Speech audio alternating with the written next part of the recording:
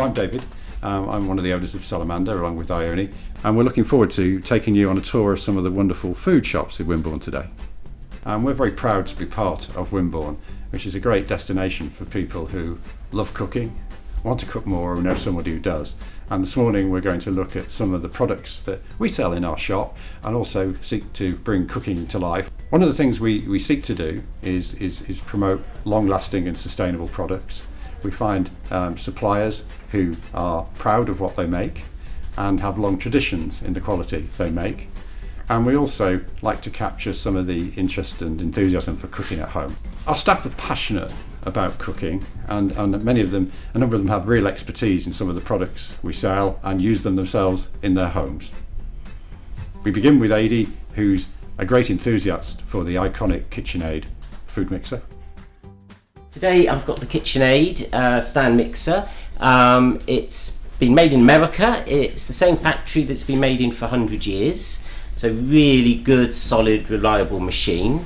It comes with standard 4.8 litre bowl, and then you also get the smaller stainless steel bowl, which I tend to keep clean for meringues because obviously you don't want grease if you're making meringues. It also comes with the optional extra of the glass bowl with the lid, so if you're making cream, which I will do in a moment, you can always put it in the fridge with the lid on. It comes with a dough hook as standard, obviously making bread, buns, whatever. It comes with a flat beater. Now that's great for cakes, but if you are making cakes, my favourite bit of kit is the flexi beater, which basically is exactly the same. It is an extra to buy, but it does have the silicone edge. Now, it also comes, whoops, forgot to mention, the whisk, which I'll just put this on so you can actually see what it does. As it goes round, you can actually hear it. It just wipes the side of the bowl. So if you were making mashed potato in it, you just boil the the potatoes, drain them, put them in the bowl once they're soft. That will then, for 2 minutes, bash them up a little bit. You can then stop it, take it out, add your seasoning, milk, cream cheese, herbs, whatever. Then put the whisk on, drop it again, another 2 minutes, and that will make it really nice and fluffy. But it's not really just for cakes, there's so many things you can do with it. You can also buy attachments. Now, you get a huge selection of attachments, anything from sausage makers, corn mills, ice cream makers. This one in particular is a pasta maker. Now all you do is you just undo the little nut on the side, pop that in, screw it in again, and again just set the speed, probably with this just 2. Make the dough, which you've obviously already made, using the dough hook.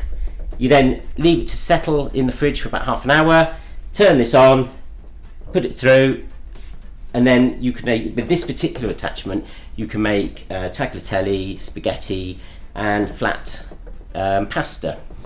You can also buy a pizza disc which will make patterned pasta, or shaped pasta rather, which is fettuccinis, macaronis, that sort of thing. You can't have a meringue without cream. So, I have pre-made the meringue, I have to say. So I put that in. Now the good thing about the bowl is, which I should have shown you before I put the cream in, is it has a little dimple in the bottom, if you can see that. But that means that ingredients don't get stuck at the bottom. It tends to, as it goes round, it does spin the ingredients back up, so you don't get the hassle of having to get your spatula in and doing it. So let's just put that on slowly.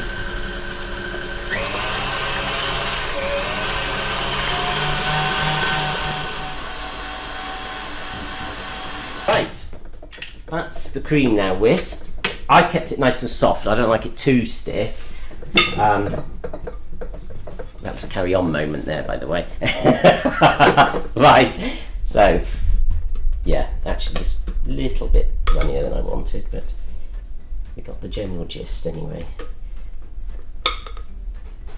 I obviously made the meringue earlier. It's a chocolate meringue.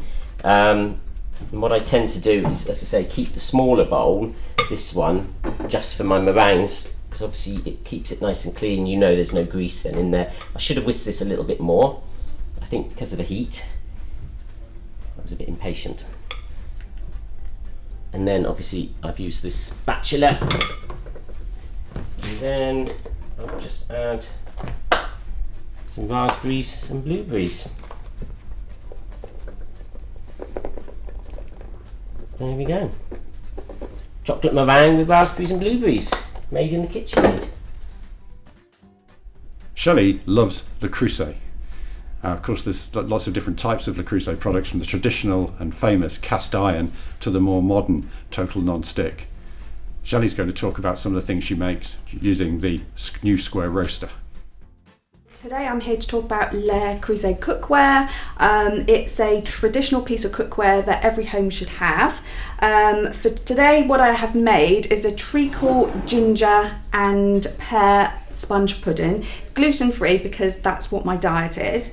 This is a new product which they brought out. It's a 26 centimetre roaster. It's a toughened non-stick. The products which they have basically are cast iron. They do toughened non-stick, which is this, and they also do a stainless steel 3-ply. They also do stoneware, which includes mugs, rectangular roasters. So last year I was very lucky to visit Le Cruset in Andover, and we had a special cook's day and we made lots of different things. All of their cookware is designed to fit into the oven, so it will go onto the stove, to the oven, to the table too, and we sort of used all of their products, so it's worthwhile to invest in even just one item. East Street and the little streets and alleyways off it is a great place to start our food walk. And we're just arriving at my place that sells my favourite coffee, probably in Wimborne, Petit Prince. But it's not just the coffee that makes Petit Prince special. Thank you very much. So I'm Emily. I've been the manager of the Petit Prince in Wimborne for the last few years. We sell a huge amount of different things in here. So as David says, we've got the coffee, which we use a company called Extract for. We make all of our own bread, all of our own produce. We have our own pastry chefs who do all of our patisserie for us. And yeah, we make everything ourselves. So. And the day for a business like yours starts well before the shop opens. It does, yes. So our bakers work overnight. So they come in very, very late in the evening. They bake overnight. So everything, when it comes straight over in the morning, everything is super fresh. Some of it's still warm when it comes over. So yeah, they're very, very busy. And what are your specialities as a patisserie? So all of our patisserie chefs are really, really highly trained. They all are really experienced to know exactly what they're doing. They also all have a massive passion for food, which is obviously a really, really big deal when you work somewhere like this. So we have several staples that we have all the time. We have like a carrot cake, a brownie, stuff that things that people really, really want and they want all the time. And then we have a few things that change. So a cheesecake which changes seasonally. Basically we try and keep everything fresh, keep everything new, but not taking things away too quickly if they're the favourites. Have you got a personal favourite? I have got lots of favourites. I think the carrot cake is the best carrot cake I've ever had. The cheesecakes are just ridiculous. I've got loads of favourites. Anything chocolate and I'm happy with. Do you do savoury items too? Yeah, absolutely. In the real world, we'd have our kitchen open and we run breakfast and lunches through there, again with more specials. So we always have a quiche and a soup and a salad. We're very lucky that we're growing our salad in our gardens, so a lot of the ingredients, the courgettes in the quiche for example, have been grown in our garden, and then they're put together by us, and then you can come and sit and eat it, a few metres away from where it was grown, which I think is pretty special. What is it about local and freshly made that makes food taste better? For one, it's the standard.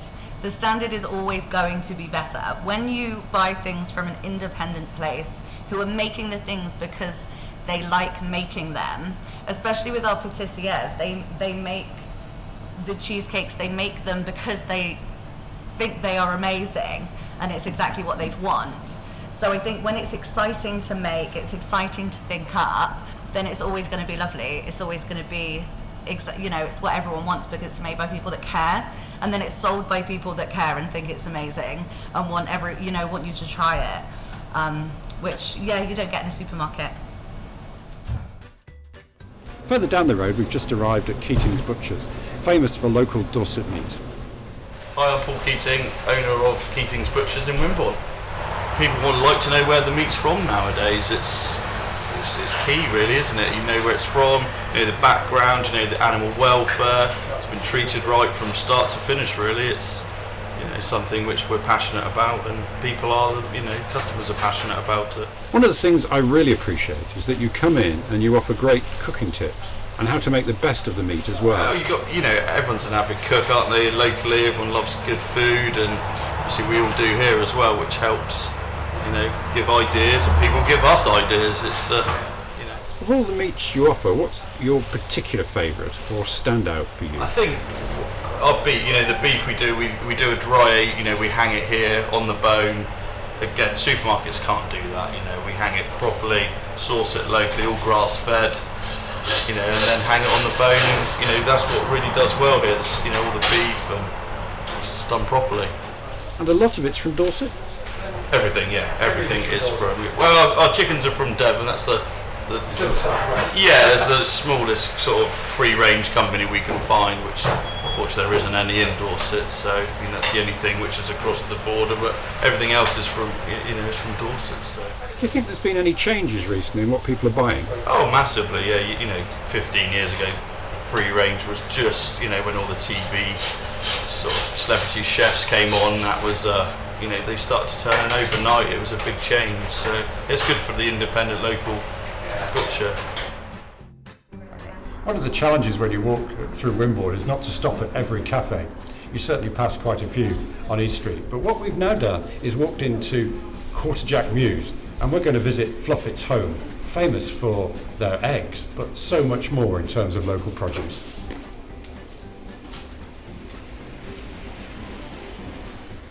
Welcome to Quarterjack Mews. I'm Faye Jackson. This is my shop, Fluffetts Home.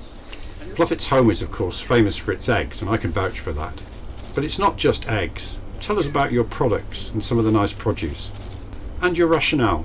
So, obviously our eggs are definitely my favourite. They are exclusively free range and always really fresh and totally tasty. But we have lots of amazing produce here. So we have tomatoes from the Isle of Wight.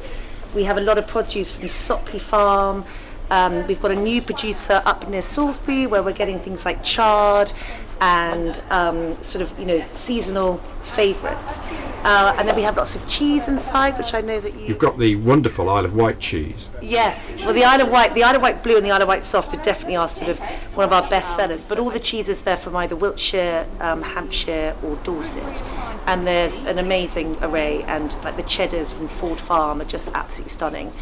And then we have a whole load of chutneys and jams and honeys. Honey's one of our sort of main sellers as well, so from beekeepers that are in like Holt Common, Litchmatravis Bradbury Rings, Corfe Castle, like a whole different selection of honeys. And then obviously the jams, chutneys, marmalades, world champion marmalades we've got. And again, big producers, small producers, people who have won lots of awards for their produce, and it's all under one roof. You also sell fresh local milk, and what's good is you can bring the bottle in to refill. Milk, exactly. So we have our milk, which has actually just won they've won gold at the Taste of the West Awards. For both their whole and their semi-skimmed, and they're unhomogenized. They're very minimally pasteurized, so enough to sort of get through the red tape. So it's kind of proper milk, of like old school milk. So people bring back their bottles, they can refill from the semi-skimmed or the whole, and it's divine. It's like sort of how milk used to taste. Why is local best? I just think that for people to experience food that's very fresh, that's come from a very small radius, hasn't had a whole load of miles to travel in. They are people, everyone that we have here, every single producer, we know we can vouch for what they put into their ingredients, and the taste of it, the provenance, the ethics behind it, like that's a really important thing for us. You know, our eggs are exclusively free range. Free range is now a very sort of loose term. You can get 36,000 birds in a 3-tier house that's free range. So we have very small houses. The birds have loads of freedom, so you know that they are going to produce the best type of food. They certainly taste better. I definitely taste better. They definitely taste better. They make good poached eggs as well. I don't know why. Is there a reason? Because they're so fresh. So a fresh egg makes an amazing poached egg. So people come and stay and they think I'm really good, but actually I'm just using eggs that have just been laid, and they make a really good fresh egg, you know, really good poached egg, I should say. As we leave Quarterjack Mews, you discover a lovely wooden bridge that takes us over the river. You can also see the garden at the rear of Petit Prince as we walk on towards another part of Wimborne that's really a brilliant place to experience local food.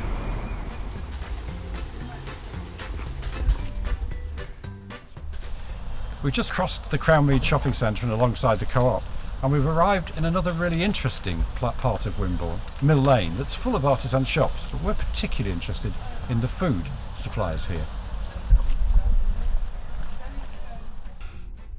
Welcome to the Malthouse Bakery. Tell us about your bread and why it's special. Ask him. Tasty? Fresh when you get here on time? Yeah, well, yeah, fresh is probably the thing I've always was most concerned with. You can't get better bread in the area. And you can't get better bread. What more can I say? No, it's just a long fermentation. I've always wanted the best quality, and working as a chef before this, I'd seen that, you know, the fresh is best. I hated all the packets and all the frozen food that we used to get in. So I always try to make it myself, and I've just brought that over to the bread, and it seems to work. You have to get up very early in the morning to make it. Yeah, sometimes I used to say I'll go up the day before. I was up at 1:15, I've got it down to now. David, what's your favourite and what's your customer's favourite? You know, there's not one particular thing anymore. I think everyone, thanks Roger, I think everyone seems to like, it's across the board, but I suppose walnut and raisin's pretty popular at the moment. That's kicked off. Yeah, but the white sourdough is probably the one that sort of started it. People kind of took a liking to that. But it's just taking the time to make the bread, you know, the full of flavour, that long process. I think that's really the secret. You've also got quite a following for your cakes and the cinnamon bun and other things you make. Well, the weird thing was, before we came here, at markets we could only sell half a tray. I don't know why, but here we can't make enough some of the times. They're so sugary. I don't know what it is. You can smell the aroma as you're coming down the street. Yeah. We don't bother advertising because the smell goes up to the high street. Oh, I've got the master calls. And you make it all on the premises? Yeah. Oh, yeah. That's the other thing. We keep it down to, you know, the what do you call it, the air miles. We keep it down as little as possible. The food miles. That's it. Yeah. The ovens are at the back, and we sell it here. And we have a policy: what we can't make, we don't sell. Farehouse Trading sells a range of artisan foods, including everything to do with chili. But there's also a very special Wimborne gin. Yes, we sell the Minster gin. It's really, really special. It's very smooth and tasty, and also the label has a really, really nice connection to the Minster, so the pattern of the brickwork and the design from the ceiling as well. Emma, tell us about some of the other products that you sell. So we've recently started stocking Wimborne coffee roasters. So that's a coffee roasted up in Wimborne. We also sell a lot of fresh cheeses, smoked salmon. The artisan beers are really, really popular as well. What's the favourite chili product you sell? I really love, we do an elderflower chili jam from South Devon Chili Farm, and I can't eat cheese without it now. It's really nice and like brie toasty, really lovely. Do some of your own oils as well? Yes, so we've got a lemon oil, garlic oil, chili oil and extra hot chili oil. They're lovely on like fish and salads and drizzled on pizza. And there's There's lots of other produce from Dorset particularly. I mean, we're looking at a big bag of Dorset tea. Tell us about Dorset tea and some of the other Dorset products you have. So the Dorset tea has such a following, and this huge bag was really popular, especially at the beginning of lockdown. We've also got, so we've got 2 Dorset coffees now, one roasted in Bournemouth and one roasted in Wimborne. We've got Dorset chocolate, lots of jams and marmalades, and again the local beers like Hattie Brown's, which is brewed in Square and Compass pub. That's a really popular one. And what's your favourite product in the shop? Oh gosh. I'm gonna have to go with the chocolate. I love chocolate.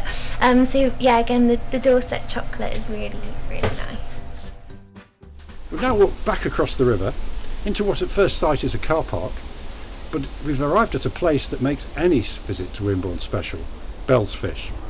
Your fish always tastes so fresh. Where's that, John? Well, we source from the local ports, and I'm very interested in buying dayboat fish, which is the premier fish. In other words, it's fish that is caught within the day or overnight. You have to pay a premium price for it, but the quality is where the taste is, and that hopefully answers your question.